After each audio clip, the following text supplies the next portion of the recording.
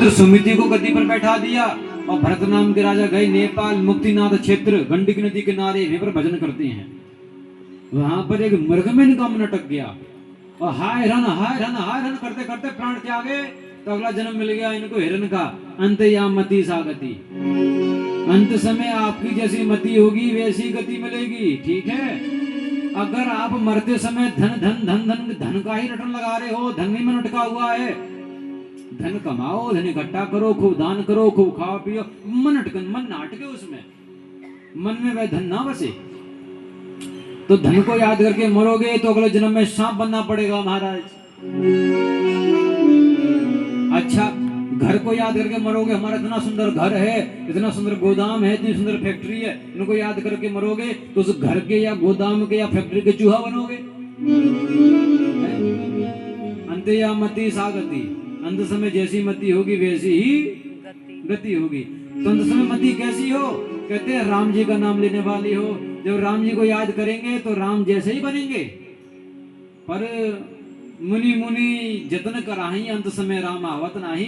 अंत समय राम जी का नाम ही नहीं याद आता, बाकी तो सारी चीजें याद आती है।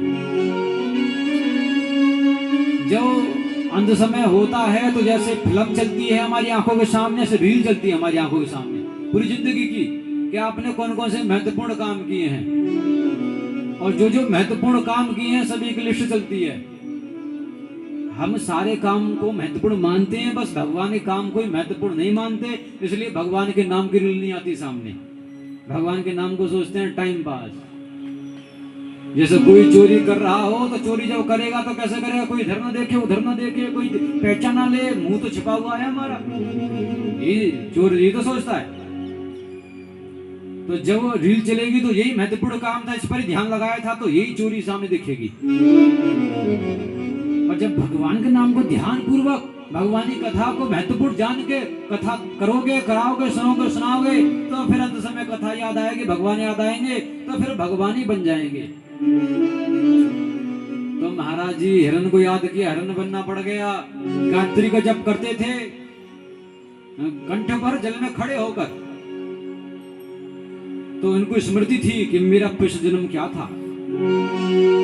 इन्होंने हिरण्य के तन को त्यागा, अगला जन्म मिला ब्राह्मण का, भगवान की बड़ी कृपा हुई। वहां पर इनको अपने पिछले दोनों जन्म याद हैं कि मेरे पिछले जन्म दोनों कौन से हुए हैं, हिरण्य का और भरत का। भगवान की बड़ी कृपा हुई कि यहाँ पर भी इनका नाम भरत ही है। इनके 9 भाई 9 भाभियां हैं, पर इन्होंने कुछ भी याद नहीं किया। बोले अगर मैं बोलूंगा कैसे कबूतर, तो कबूतर बोलते ही प्राण निकल गए, तो कबूतर बनना पड़ेगा। और कैसे बोलूंगा खरगोश, तो खरगोश बनना पड़ेगा। और कैसे गधा, तो महाराज गधा तो कोई ना बने, पूरी जिंदगी भर काम करना पड़ेगा। अरे महाराज कैसे गधे से बोलो, गधा क्यों? बोले सांप्रदायिकता भड़क जाएगा गधे से बोलेंगे तो, गधा ठीक है। तो गधा बोलते हैं गधे से बोलने से महाराज सांप्रदायिकता भड़क जाएगी, तो लोग ऐसे सोचोगे। तो कहने करते कैसे घोड़ा, बोले भैया ये आदि ना करने मुझे। पर इनके पिताजी बोले अरे ये तो महापापी, एक नंबर का जड़ है, जड़, तो नाम पड़ गया जड़ भरत। 9 भाग,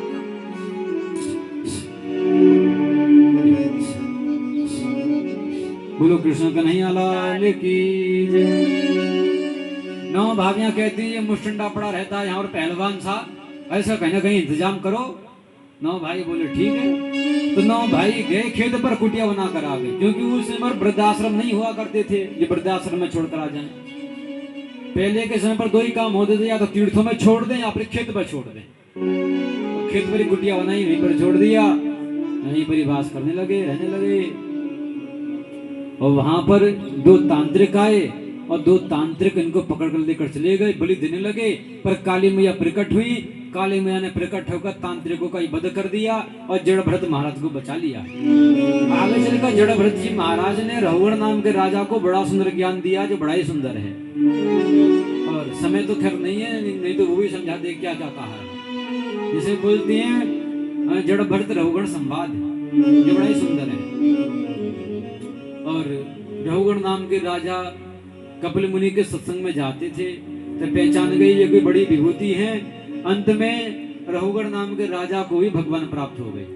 बोलो कृष्ण कन्हैया लाल की। आगे चलकर बताया है कि महाराज नरक किस प्रकार के होंगे। 28 प्रकार के नरक आए हैं। बोले जो प्राणी पर संपदा का हरण करता है, यानी कि परिस्थिति का हरण करता है, उसे महाराज जी या बच्चों का हरण करता है, तो यमदूत उसे तामस नरक में लेकर पटक देते हैं। ठीक है, बोलो कृष्ण कन्हैया लाल की। तामस का अर्थ क्या है महाराज जी? कहते हैं वो भूमि तांबे के समान, तांबा देखा है लाल लाल होता है, ऐसी वो भूमि गरम गरम होगी, दिन लाल लाल होगी, और उस भूमि पर आपको घिसेंगे। वे तामस नाम का नरक है। आगे चलकर बताया है कि महाराज जी जो जीवों को मारकर काटकर खाता है, मांस भक्षण करता है, उन्हें यमदूत कुंभीपाक नरक में लेकर जाएंगे। गरम गरम तेल में जैसे पकौड़ा तैरता है ऐसे उसे तैराएंगे। वो मरेगा नहीं, जीवित रहेगा।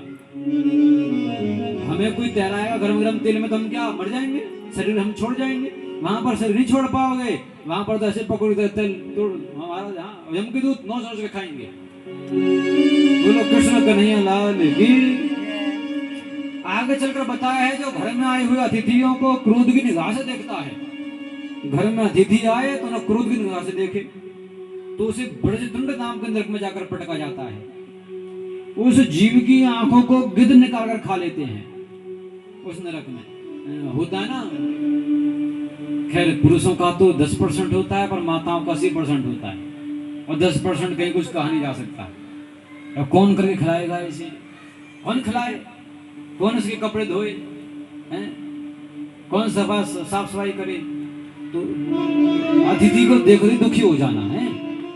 वो तो आपको पता होगा, ज्यादा दुखी होते नहीं होते, पर एक सामान्य बात कही जाए तो माताएं थोड़ी दुखी होती हैं, सामान्य सी बात है।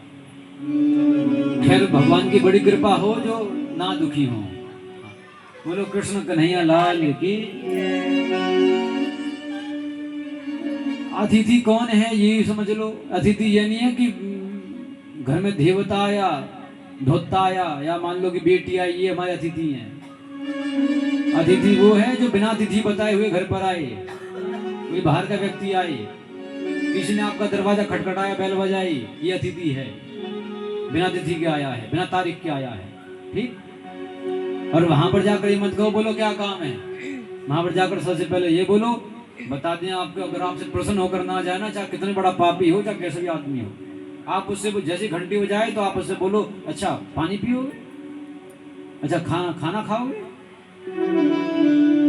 बोलो महाराज क्या काम है, फिर पूछो क्या काम है। ऐसे नहीं कि कैमरे में देख लिया, कैमरे में देखकर ही घर में पड़े रहे, कौन जाए खोलने के लिए। ऐसा नहीं करना है, ठीक है? नहीं तो फिर यही होगा, गिद्दी आंखों को निकाल कर खाएंगे नाम के नरक में। बोलो कृष्ण कन्हैया लाल की। भगवान के पास ब्राह्मण देव आए, रात्रि भर चल के सुबह सुबह रुक्मणी मैया का पत्र देकर।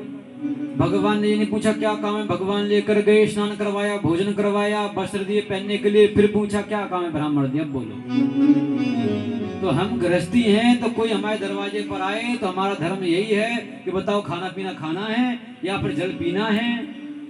हम तो तुम्हारे दरवाजे पर क्या ही करने आएंगे, हैं? कथा करने बात तो गए सो गए, 8 दिन तक है यहाँ पे।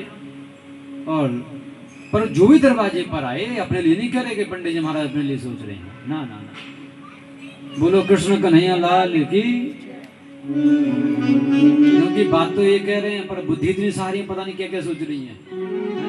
ऐसा नहीं, कोई भी आजा भटकता हुआ, यानी कि मांगने वाले क्यों ना जाए, उससे भी ये बोलो भैया पानी पियोगे, ठंडा पियोगे, गर्म पियोगे, बताओ।